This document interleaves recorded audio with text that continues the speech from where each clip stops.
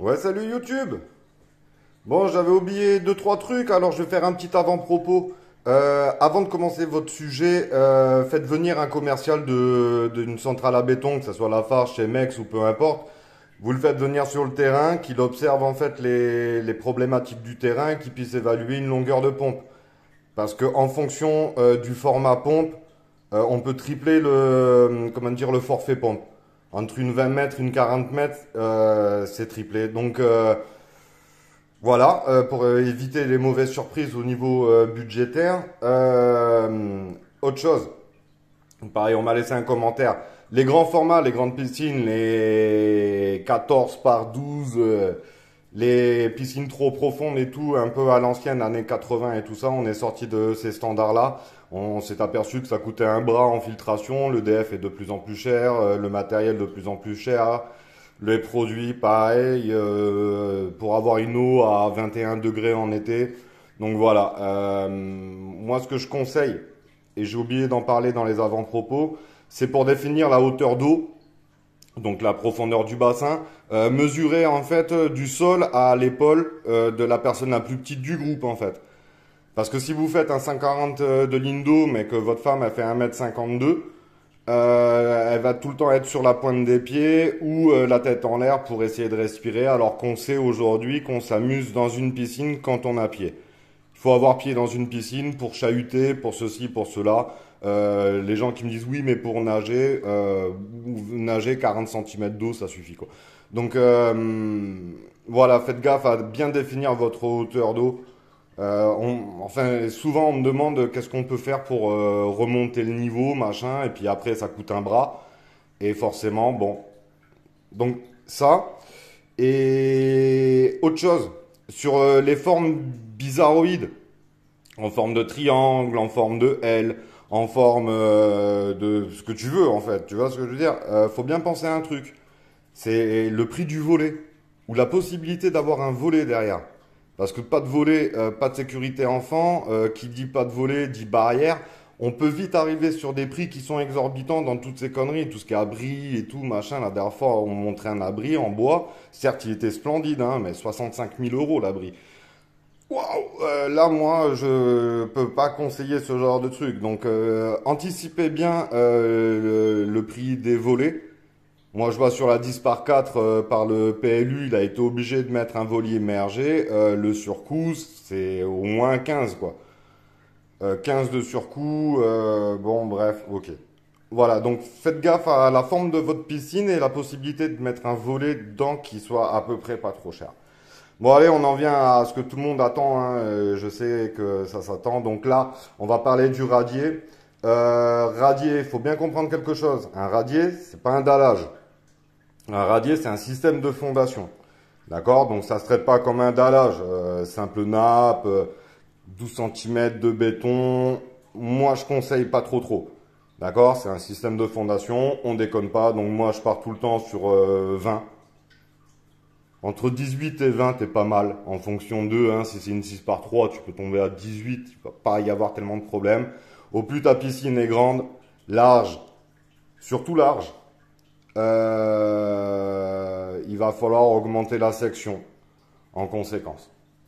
Et la densité d'acier aussi sur des maxi. Là, moi, ce que je vais parler, c'est la standard 8 par 4. Je vais éviter les sujets les plus de 10 mètres, les piscines extra larges aussi. Attention, ça s'affronte pas du tout de la même façon. Mais alors, pas du tout. D'accord? Donc, ça marche pour les petites. Maxi, 10,4, 10,5. Au-delà, faites pas nimp, les gars. Faites pas nimp. Déjà, faut en avoir envie de faire une grosse piscine comme ça aujourd'hui, mais si vous la faites, ouais, voilà, ça s'affronte pas du tout pareil. Donc là, on va rester dans un standard 8 par 4. Ma vision des choses, attention, vous prenez pas la tête avec votre maçon parce qu'il a une autre vision des choses. Monsieur Martinez, par exemple, qui fait des belles piscines aussi, tu vois, franchement, eh ben, il a une autre vision des choses. Un peu plus à l'ancienne où les prix des matériaux, bon, ben, ça a impacté moins le budget, quoi.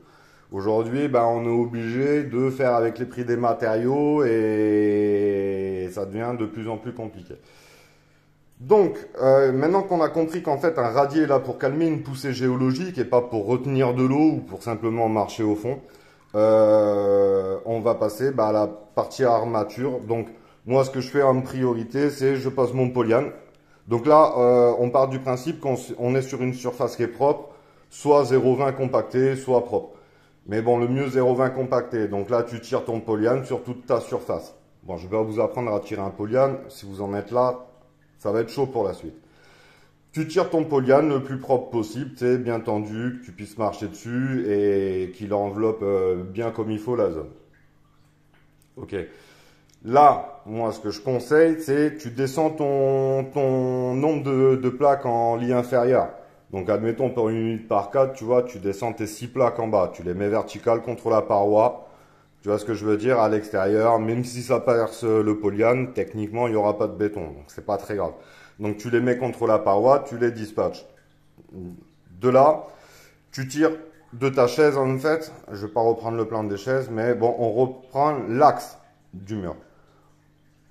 On remet soit notre équerre en fonction de comment on a travaillé, soit juste la référence.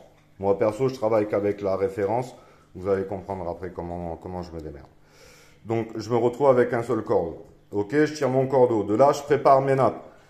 Mes nappes, dessus, je viens y mettre ça. Des cales d'enrobage en béton. D'accord. C'est pas mal.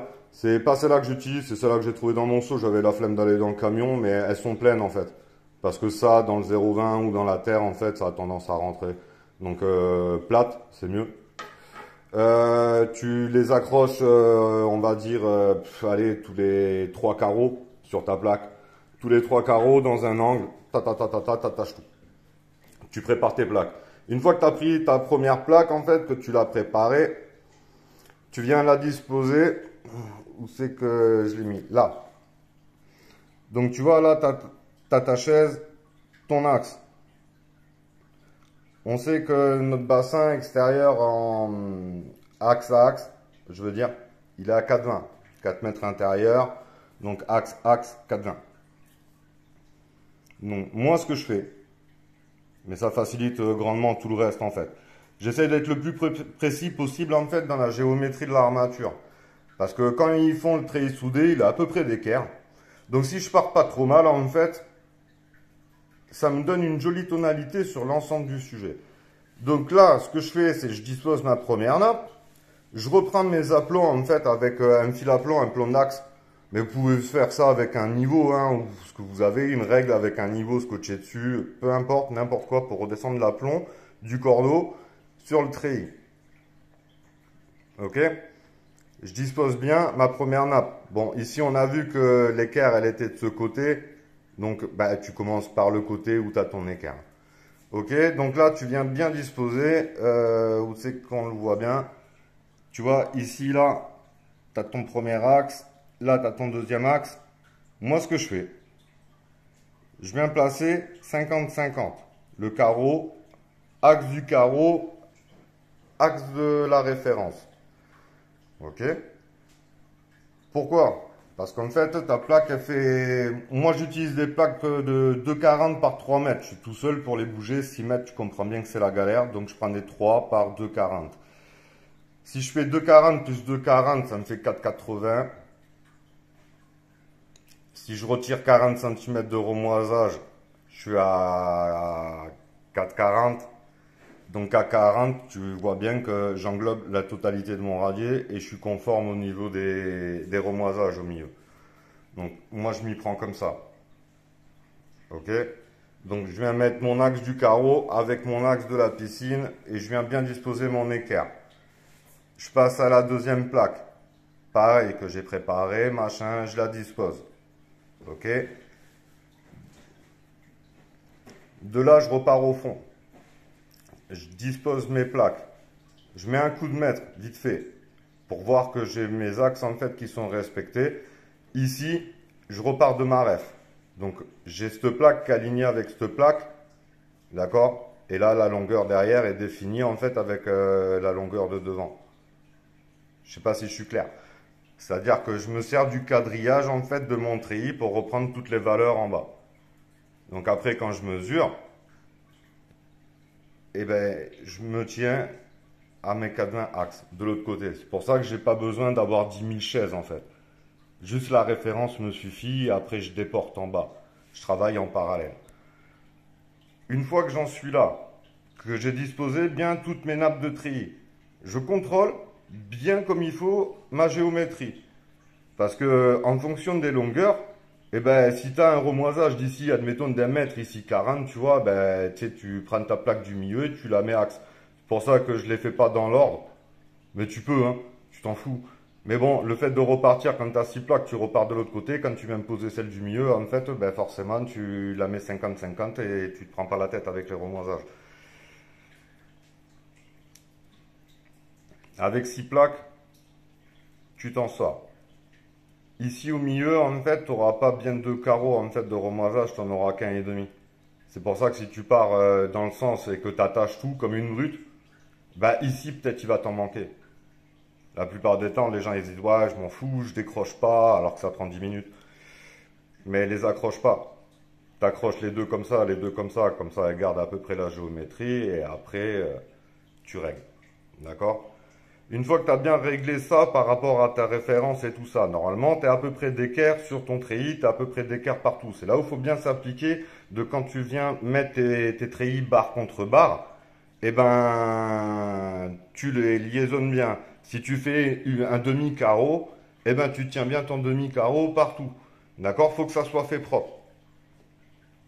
Après, je prends mon carré 10-10. Mon carré 10-10 que j'ai préparé à l'avance. J'ai fait une vidéo, ça, parlant armature. Dans tous les cas, je suis en train de faire des playlists pour faciliter tout ça. Mais bon, il faut compléter avec les vidéos que j'ai fait, avec les sujets en direct live. Là, j'ai pas de piscine à faire, je peux pas vous faire de vidéo, je vais pas en faire une dans mon jardin. Comprenez bien. Donc, ça, je l'ai expliqué en vidéo, comment faire CU et comment préparer ses équerres. Donc tu prends ton carré 10-10, tu viens englober ton U. Moi ce que je fais, c'est pareil, c'est connement, hein. Je fais des 70-70 9. Donc en fait il y en a une qui est légèrement plus longue, tu vois, tu t'en fous un peu. Pourquoi? Parce que ça me fait sortir 4 barres de 150 dans une barre de 6 mètres. Voilà, donc il faut rester pragmatique. Là c'est pareil, je prends la hauteur du bassin sur la tente avec l'équerre en fait, et je rajoute 30 cm. Pourquoi? Parce que bon, ben, tu as l'épaisseur du radier et puis en tête aussi, j'aime bien faire des équerres pour finir de liaisonner en fait mes verticaux avec ma ceinture. Donc je laisse de la marge. Là c'est pareil, je prends une barre de 2 mètres, 180 par 200. Tu vois ce que je veux dire? Si après vraiment ta piscine elle doit faire 170 de profond et tout, bah, tu coupes tes barres à longueur, hein. Mais quand tu peux éviter de, tu vois, admettons là la piscine elle ferait 10 de moins 170, ben, je ferais 170 par 30. Je garde ma barre à 200, j'ai pas envie de me retrouver avec des chutes de 40 que je peux pas m'utiliser, autant qu'elles soient dans le dallage. Mis au bon endroit bien sûr. Donc quand tu disposes tes carrés, moi je conseille ça là, les U et tout ça. Si tu es plusieurs sur chantier, tu peux les préparer à l'avance. Tu te mets deux tréteaux, deux barres en travers, là, machin et tout. Tu prépares tes U, blabla. Ok? Je conseille pas. Enfin, quand tu es plusieurs, oui. Mais moi, je suis tout seul. Donc, ce que je fais, c'est je descends mon carré. Je le mets à peu près pas trop mal. Je passe tous mes U. Je règle bien mon carré en reprenant ma référence au cas où ben, j'ai le treillis en marchant dessus ou quoi. Attention, c'est un guide. C'est pas une référence, c'est qu'un guide hein, pour faciliter la géométrie. Donc, quand je viens installer mon carré, je vérifie la géométrie. Je reprends mes mesures et tout, tu sais, tranquille. Donc, je reprends ma mesure de la barre à la barre de l'autre côté. Parce qu'elle est sur l'axe à peu près. Ok? Et du coup, en fait, une fois que je mets tous mes U, un carreau, tous les deux cadres à peu près, tu n'es pas obligé de bombarder comme un âne, c'est une fermeture de plancher en fait. Ça te sert un petit peu de faire un renfort sous le mur aussi, mais c'est surtout une fermeture de plancher, parce qu'en fait, un plancher, là, si tu mettais pas les U, que tu venais reposer ton treillis directement dessus, tu auras un recouvrement de 10 cm, c'est pas terrible. Donc en fait, on met des hues pour avoir un bon recouvrement, une bonne fermeture de plancher, que là, il n'y ait pas des trucs bizarres qui se passent. Donc tous les deux carreaux, en vrai, ça suffit largement. Ok, donc toi, quand tu prépares ben, ton U, tu mets tes U tous les deux carreaux. Ok. Une fois que tu as mis tous tes U, tu viens mettre tes zigzags. Les zigzags, c'est quoi? C'est des écarteurs de nappe. Tu les prends en 9 cm. S'il n'y a pas 9 cm, tu prends 7 cm. Mais essaye de prendre 8 ou 9, tu vois. Parce qu'après, ça fait trop. 10 maxi, quoi. D'accord? Tu viens les disposer. Tu vois, bon là, tu as les U. Juste après les U, par exemple, tu vois, tu viens en mettre un comme ça te vient renforcer ici. Après, tu les disposes tous les 1 mètre. Là, il ne faut pas déconner. T'en mets pas sur les recouvrements, parce que quand tu vas remettre tes nappes sur nappe, sur nappe, sur nappe, ici, là, tu auras 4 épaisseurs de nappe. Tu peux en découper une épaisseur, mais bon, je ne vais pas rentrer dans ce genre de truc là, d'accord? Mais en vrai, tu pourras en sauter une épaisseur pour retrouver 3 épaisseurs de nappe, tu seras en recouvrement quand même. Ça, vous pouvez réfléchir à ça, mais bon, bref. Donc, vous ne mettez pas des zigzags sur les recouvrements. D'accord? C'est là où, des fois, il faut en bombarder à côté parce que quand tu vas marcher au mauvais endroit, ben, des fois, c'est un peu plus souple. Et on apprend à marcher aussi sur une armature quand on est en train de la créer.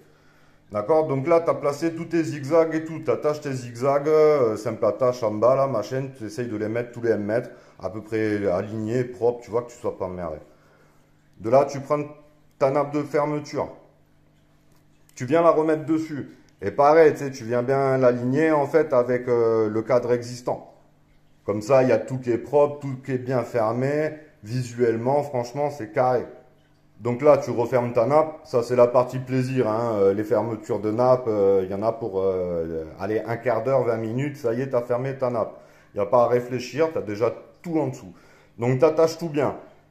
Après, tu passes ton fil de ligature entre ta nappe inférieure et ta nappe supérieure. Et tu viens fermer le zigzag avec les deux nappes. D'accord? Comme ça évite qu'au coulage, avec le béton, tu aies la nappe qui se soulève en fait. Donc tu viens bien attacher tout ça. Mais vraiment, tu viens bien... Là, faut vraiment pas que ça bouge. Parce que c'est une tannée en fait. Avant de refermer... Ah ouais, putain, putain, j'avais oublié. Avant de refermer la seconde nappe, ou du moins l'endroit où il y a la bonde de fond, on fait passer notre bonde de fond, on fait passer les tuyaux, donc tu seras obligé de découper le carré 10-10 au moins sur une barre, donc il faudra remoiser ces barres, et tu fais passer tes canalisations propres que ton pisciniste normalement t'a préparé, encollé et tout, machin, et nanana.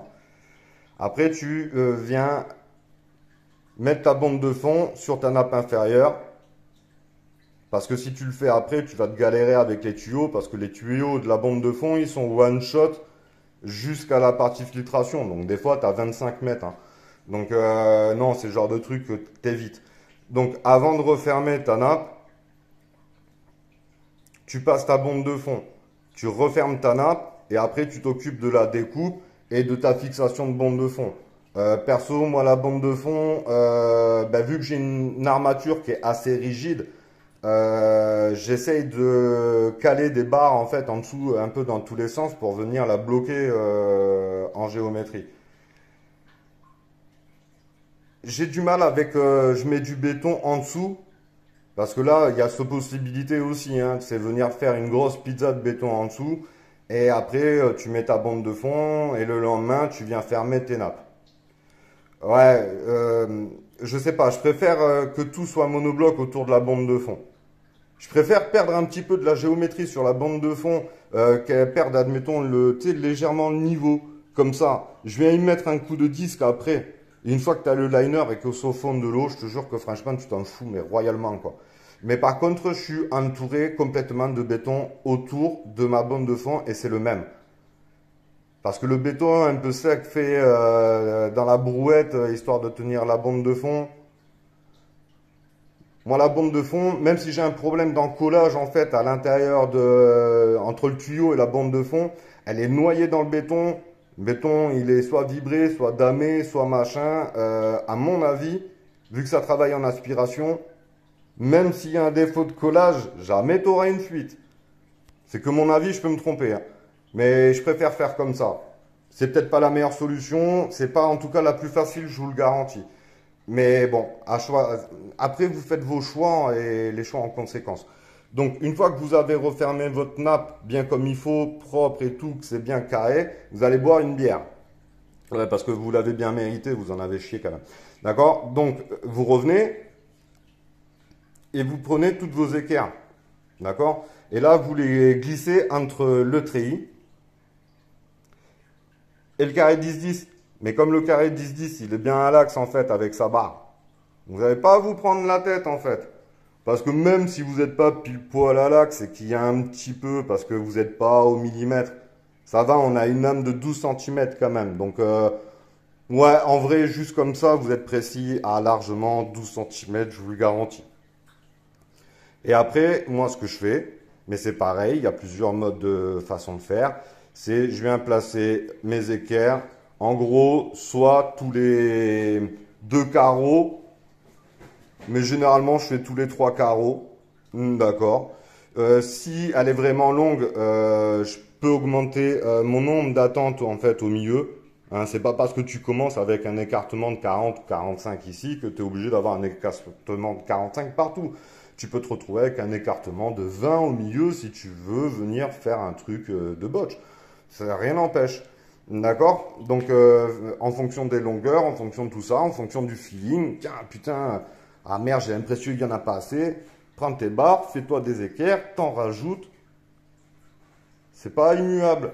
D'accord? L'avantage de ça, c'est qu'en fait, ben, tu vois, tu as toujours des barres de maintien. Entre le treillis du fond, la barre là, tu retombes la plupart du temps dans des croisements. Tu mets une attache en bas, une attache là. Après, tu te prends une barre de 10 là que tu viens planter dans la terre à hauteur de 1 mètre, tu vois, style. Tu la plantes dans la terre de la piscine et tu t'en sers de barre de montage ici, tu vois. Et là, tu attaches ta barre verticale à ta barre de montage. Donc, quand tu vas mettre, admettons, tu vois, ta première, tu plantes ta barre ici, ta première, tu viens la mettre par là, en bout de barre. Et après, tu reviens là, à peu près. Mais celles-là, tu les attaches pas mortelles parce que peut-être elles vont bouger. Et résultat, tu viens en mettre une autre et là, ta barre, elle tient. Comme elle est plantée dans la terre, en fait, ça te la tient toute verticale. Bon, voilà, c'est barre de montage, hein. Une fois que tu as mis la première, hein, ben, si tu as de la pente à la piscine, il se peut que ta barre de montage elle soit posée sur le terrain. Et après, ben, tu reviens mettre ton autre barre de montage, tu attaches tes barres de montage et tout se tient à la fin. Donc ça, je vous conseille d'aller voir les vidéos, vous verrez les barres de montage, vous verrez les montages, vous verrez l'armature en elle-même. Ça peut être... enfin, normalement, c'est un complément aux vidéos, les gars. Donc voilà, c'est pour répondre aussi à toutes les questions de comment je mets mes U, comment je mets mes équerres, comment ceci, comment cela, comment machin. Ok, donc là, normalement, on est pas mal. Autre façon de faire, qu'on me parle régulièrement, comme quand on regarde les vidéos sur YouTube en fait, et qu'il n'y a pas énormément de sujets piscine où les mecs expliquent un petit peu, ben forcément, un qui ressort énormément, c'est Monsieur Martinez. J'avais essayé de discuter avec lui. Bon, je me suis fait bâcher salement. On m'a expliqué que je savais pas faire du béton. Ok. Donc, j'ai pas insisté dans la discussion. Apparemment, vaut mieux éviter de lui poser des questions. Je préfère vous le dire, hein, parce que bon, tout le monde qui m'en parle me dit que c'est le roi du bashing, donc j'ai pas insisté. Mais par contre, il fait des sujets très intéressants et qui sont vraiment des bons sujets. Il n'y a rien à dire là-dessus. Un peu à l'ancienne, pas forcément fut-fut sur tous les sujets, les coffrages par exemple, ainsi de suite, tu vois, il y a peut-être à méditer. Mais par contre, sur l'armature, sur la structure, sur machin, franchement, il n'y a rien à dire. Lui, il passe avec des U. En fait, il met des U comme ça, il met des U comme ça. Et il y a tout le monde qui vient me voir après, parce que bah, comme le mec, il veut pas répondre, ben, j'en hérite. Tu vois ce que je veux dire? Et résultat, en fait, on me dit, mais comment je fais passer pour mes U dans mes blocs banchés? Parce que les U, ben, machin, ils vont me faire 10 avec l'épaisseur de la barre, ça fait 12, mon bloc, il fait 12. Ouais, bon alors, petit détail intéressant, c'est quand vous regardez les vidéos de ce cher monsieur Martinez, en fait, c'est que du bloc de 25 ou 27. Donc, en utilisant une lame, en conséquence, beaucoup plus large, en fait, ben, il arrive à passer les U en verticaux et en horizontaux. Le coût intrinsèque en fait de tout passer à un U partout, partout et tout, tu sais, sachant que franchement, enfin ouais, je veux bien. La piscine, elle va peut-être durer énormément de temps, mais bon, je vois pas l'intérêt économiquement parlant. Voilà, ça c'est ma vision des choses. Donc voilà, les gens qui se posent la question de comment il arrive à passer le U, ben, vous avez une réponse maintenant. Pouvez vous en inspirer, hein, franchement c'est des bons sujets. Moi ça c'est ma vision des choses. Un peu plus allégée et pas forcément déconnante en durabilité. Donc voilà. Il y a une autre méthode aussi que je sais que mon pote Arnaud Go en fait utilise. C'est un mec pareil d'expérience, hein. Vous pouvez lire les commentaires qu'il a, généralement c'est pas de la merde. Lui il fait le radier, il vient bien fermer son radier et tout ça. Petit coup d'hélicoptère ou quoi. Bon, moi mon pessimiste, il veut pas que je lui passe le coup d'hélicoptère parce qu'il préfère avoir un dallage qui absorbe un petit peu. Pourquoi? Parce qu'un liner en fait sointe un petit peu l'eau. Une 10 par 4 par exemple, c'est 2 litres de sointement par jour. 2 litres. Donc cette flotte en fait, si on la canalise, ah putain c'est ça que j'allais oublier aussi. Si cette flotte en fait on la canalise, on peut avoir des plis en bas du liner en fait. Ça peut arriver. Parce que tu as l'eau qui vient se mettre entre le liner et la surface de plancher et tu peux avoir des plis. Donc ce que je fais généralement, c'est ça que j'allais oublier, c'est dans l'angle de la piscine, deux angles, les deux angles opposés, tu vois, histoire de ne pas se faire chier. On n'oublie pas qu'il y a la plage d'un côté, d'accord? Mais bon, dans un ou deux angles, en fait, je viens mettre un tube Hiro, un tube d'électricien, là, tu sais, diamètre 20, planté dans la terre et qui sort de la dalle, en fait, parce que sinon, lui, il vient percer le dallage après. Mais résultat, en fait, il y a tellement d'armature et le dallage est tellement dur qu'en fait, il en chie mais grave. Donc, ben, je lui mets des tubes Hiro. Comme ça, ben, la réservation elle est faite. Tu mets un coup de disqueuse après que le dallage il est coulé et tu as ton trou en fait c'est pour éviter la stagnation d'eau sur plancher. Donc le dallage en lui-même une fois que... Donc ouais, je finis, pardon, je finis. Donc lui il coule le radier et ensuite, une fois que son dallage il est fait, hélicoptère, lissé, machin, qu'il est super propre, le lendemain ou 2 jours après, 3 jours après, il retrace tout au sol, il vient me poser son premier rang et il vient percer scellement chimique. Ça se tient. Franchement, ça se tient. Entre le temps de fabrication des équerres, le temps de montage, la galère de passer la lisseuse devant, derrière, le machin et tout, bon, ça se tient. Tu vois ce que je veux dire? En vrai, c'est pas une mauvaise méthode à méditer aussi pour ceux qui veulent pas trop s'embêter. Donc, derrière, ouais, coffrage. Ah putain, j'ai pas fait le dessin. Coffrage. Moi, comment je coffre en fait? Je me laisse de la place ici. Pas énormément trop. Pourquoi je coffre? Alors, pourquoi je coffre? Il y a beaucoup de gens qui coffrent pas. Aujourd'hui, le prix du béton, je coffre. D'accord? En plus de la planche, j'en ai à dispo du point de vue que je coffrais la rase. Donc, normalement, quand je fais arriver, bon là, j'ai des planches que je fais traîner. Mais dans tous les cas, je serais particulier. J'aurais commandé ma planche de coffrage. J'aurais eu de la planche sur le chantier. Donc, je viens coffrer mon radier. Bah, tu te laisses de la place sur le côté, là, déjà, pour pas mettre la planche contre les attentes. Si tu es emmerdé, à la limite, tu vois, de temps en temps, tu te laisses une barre, tu vois, qui dépasse, tu sais, une barre de, je sais pas, 50 cm, là, qui dépasse, que tu viens plaquer ta planche dessus, tu vois, histoire de te tenir un peu. Et tu découpes rien. La première planche, ça, c'est ton trou, tu vois. La première planche, petit coup de marteau, tu la règles à peu près, tu vois bien, là où tu veux qu'elle arrive. Tu mets un petit coup de marteau dans la terre, tu sors ta planche, tu fais une verticale avec le marteau et tu viens ancrer ta planche dans la terre. Ici, ça bouge plus. D'accord? Après, tu as ta paroi, tu viendras mettre des blocs ou n'importe quoi pour venir tenir ta planche. Au prix du bois aujourd'hui, tu coupes rien. D'accord? Donc là, tu vas faire ton retour. Ici, moi, je visse. Comme ça, là, déjà, je sais que j'ai mon équerre, elle n'a pas envie de bouger. De l'autre côté, j'arrive là. Ma planche, je la fais travailler en quinconce. Hors de question que je coupe la planche. Dans tous les cas, je m'en fous d'avoir cette forme-là. En extérieur de radier, j'ai mon bloc, il arrive là, tu vois, en fait, je m'en tape. Et pareil, tu fais pareil avec tes planches sur le côté, tu viens les travailler en quinconce comme ça. D'accord? Pourquoi? Parce que si tu fais tes planches et tu viens mettre une autre comme ça au milieu, bon, quand tu as du béton de partout, ben, des fois, celle-là, elle peut te galère à déjanter. Tu vois ce que je veux dire? Vaut mieux éviter. Tu vois, si tu la mets à l'extérieur, ça va le faire, mais un peu moins. Parce que comme tu peux dégager sur le côté, ça va le faire un peu moins. Mais par contre, si tu les mets comme ça, comme ça, comme ça, et ben en fait, au final, tu vois, tu les mets un peu en zèbre. Comme ça te fait avancer droit. Et puis, au final, à décoffrer, tu te prends pas la tête. Un bon coffreur, c'est un bon décoffreur. C'est-à-dire qu'un bon coffreur pense toujours au décoffrage. Jamais on coince une planche, jamais machin, ceci, cela. À un endroit, par ici, là, tu vas voir ta bombe de fond. Pareil, ta planche, soit tu la fais passer par, tu vois, admettons, ben, si tu as de la place ou si tu n'as pas de place, là, tu seras peut-être obligé de faire une découpe. Tu vois ce que je veux dire?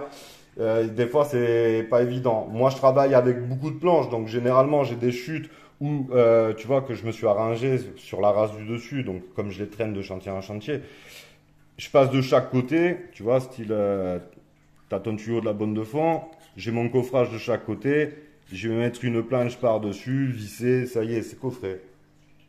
Un bloc, un bloc, un bloc, un bloc, tu vois, tu prends des blocs banchés, c'est pareil, tu les as sur le terrain, tu viens les caler là derrière, tu viens les caler là derrière, t'as pas besoin que ça soit parfait.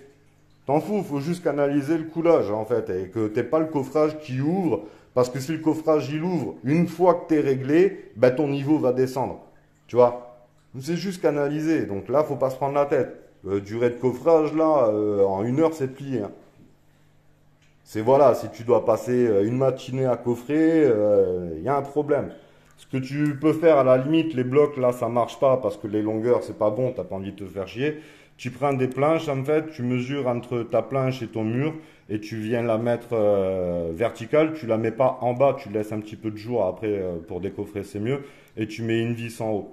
Tu vois, comme en théorie tes planches de coffrage, tu vas pas. Enfin moi elles font 25. Donc forcément, j'ai un petit peu de place. Le fait de visser en haut, en fait, me permet de ne pas avoir du béton sur la tête de vis, tu vois. Détail. Si tu peux pas te démerder autrement, eh ben c'est pas grave. Après, tu mettras un grand coup de marteau sur ta rabette qui est contre la terre, là. Tu viens tout péter. Et après, 2 coups de marteau sur tes vis. Et puis, il n'y a plus de vis. Voilà, faut avancer. D'accord? Donc là, normalement, tu as fini de coffrer, tu as fini de ferrailler. Et tu es en attente de béton. Là, après, le jour dit, t'as ta toupie qui va arriver, tu respires bien avant parce que là, généralement, tout le monde a le cœur à 130, 140 et on n'est même pas encore dans l'action. Moi, depuis le matin, je suis dans les starting blocks comme ça, j'attends le béton, je suis comme un ouf. Tu sais. Donc, le mec se met en station, il règle bien, il amorce pas sur zone, il amorce en dehors du radier. D'accord? Vous irez voir la vidéo. Il amorce en dehors du radier. D'accord? Après, vous coulez. Vous partez de la bombe de fond et vous finissez à direction la plage. Pourquoi? Parce que ça vous permettra de mettre un petit peu plus de béton sur la fin. Ça vous permettra d'avoir une légère pente qui va vers la bombe de fond. Le jour où vous avez vidangé votre piscine, vous serez bien content. Voilà, en gros, dans l'idée. Le béton que je recommande, c'est du XC 2530 S4 petit caillou, donc D16 en XC1. Vous demandez ça à la centrale. D'accord? Les autoplaçants et tout ça, c'est à vous de voir. Ça peut être pratique. Quelqu'un qui a jamais coulé de dallage, qui veut pas trop s'embêter, un jour où il fait pas trop chaud, il n'y a pas trop de vent, je dis pas, ça peut être pratique. Par rapport à la notion économique, la différence qu'il y a, quelqu'un qui ne sait pas du tout affronter le sujet, ça peut être pratique. Vraiment. Donc peut-être à prévoir le jour où vous avez Monsieur Lafarge qui vient vous voir. Si vous êtes un pro et que vous coulez des dallages régulièrement, vous prenez cette formule. Dès qu'elle arrive sur le terrain, tu la fais descendre, tu as droit à 1% d'eau. Donc une toupie de 7,5, tu rajoutes tes 70 litres de flotte, t'es bon. à mon avis, il y en a de reste. Tu travailles ton béton sans te prendre la tête. Enfin voilà. Après, je vais pas vous expliquer comment couler parce que j'ai une façon de couler qui est très industrielle et si je vous mets ça dans les mains, à mon avis, voilà, je sais pas. Il y a des trucs que j'hésite encore, tu vois, à montrer parce que ça paraît simple. C'est comme Satriani qui joue à la guitare et puis après tu joues la guitare et puis tu dis merde, en fait, c'est pas si simple, tu vois. Donc voilà. Là, à mon avis, on a fait le tour de tout ce qui est armature. J'essaie de regarder un peu, machin. Ah oui, si, un truc important. Je vous ai dit 45. Je vous ai dit 40 entre les attentes.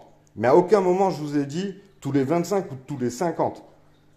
Vous pouvez le faire avec la technique d'Arnaud. C'est-à-dire qu'une fois que vous placez vos blocs, en fait, vous êtes pile poil à l'axe, pile poil là au-dessus. Donc là, en fait, tu n'as plus à te prendre la tête. Mais si tu pars en voulant bien faire, le bien est l'ennemi, tu vois, le mieux est l'ennemi du bien. C'est-à-dire que là, moi, je travaille une cote qui n'est pas un facteur de 25. Parce que si tu pars, admettons, avec ton bloc ici, là, et que tu tombes sur une paroi avec la première attente, tu as un espacement de 25, tu as un espacement de 50, tu prends toutes les parois sur les attentes. Et là, bah, tu commences à magouiller, vas-y que je coupe mon bloc, vas-y que machin, vas-y que je m'engueule, vas-y que... C'est pas bon. Que si tu fais un facteur 30 ou un facteur 40, oui, de temps en temps, tu auras forcément une barre qui va tomber sur une paroi. La barre qui fait chier, que tu viens découper ta paroi en bas, faire une petite baïonnette sur la barre. Excuse-moi, français, frère, je sais que tu vas pas aimer, mais ça, c'est les fatalités de chantier, les baïonnettes sur chantier. Baïonnette, c'est quoi? C'est ton attente, elle est pas bonne, en fait, elle est là, t'as ta paroi de bloc, elle est au même endroit, et tu viens lui donner cette forme. Ça, c'est pas franchement conseillé. Tu fais ça à la SNCF, t'es viré. Tu vois? En gros. Mais nous, c'est immuable. Alors, plutôt que de faire la grosse baïonnette de je casse le bloc de radier, machin et tout, le truc bien barge, t'as ta paroi du bloc, bah, tu viens entailler ta paroi du bloc et t'essayes de la faire la plus smooth possible, tu vois. T'essayes pas trop de faire la baïonnette à 90 degrés qui part du bas. T'essayes d'éviter. Et si tu peux pas, ben t'essayes de te démerder parce qu'au deuxième rang, en fait, tu te feras moins chier, il y aura plus de souplesse dans la barre, tu pourras la bouger un peu. Donc bon, enfin voilà, c'est pas le tout de mettre des barres si derrière on doit les massacrer. Ok? Donc voilà, donc éviter les facteurs de 50, de 25 en fait, c'est parce que ben ça, voilà, ça m'est arrivé sur chantier avec d'autres mecs quand tu te retrouves avec toute une ligne. Alors oui, tu vas me dire oui, mais mais non, ça fait chier au rendu dessus, ça fait chier tout le temps en fait. Tu sais, en fait, sur ton croisement, après, tu te retrouves avec des coupes à des endroits que tu n'avais pas envie de faire, machin et tout. En fait, non, ça casse la tête. En gros, voilà. Donc, cherchez pas à bien faire de je calcule les parois, machin, qu'au dernier moment, en fait, tu vas partir différemment, tu vas te planter. Fais-le de façon à peu près aléatoire, hein, tous les à peu près. Tu vois ce que je veux dire? Et au final, en fait, tu verras que de faire du à peu près sur certains trucs comme ça, là, tu vois, franchement, ben, c'est mieux que de faire tous les temps et que tu te tiens une putain de balle dans le pied. Donc voilà, ben, je pense que là j'ai fait le tour. Ça là, elle était un poil longue, je suis épuisé. J'espère que je suis clair et j'espère qu'il manque rien et que vous allez surtout réussir à réaliser ça. Après le dallage, ben les gars, s'il n'est pas parfait, c'est pas très grave, hein. Ça arrive, c'est comme ça. Si vous l'avez fait de vos mains, et ben vous en serez fiers quand même. Après, il y a des solutions de finition, des solutions de rattrapage. On verra peut-être ça plus tard. Allez, bisous la famille, portez-vous bien et si vous n'êtes pas abonné et que vous avez été jusque-là, abonnez-vous. Une fois n'est pas coutume, je le dis rarement, mais là, ouais, non, là je suis fatigué, je le mérite. Bisous.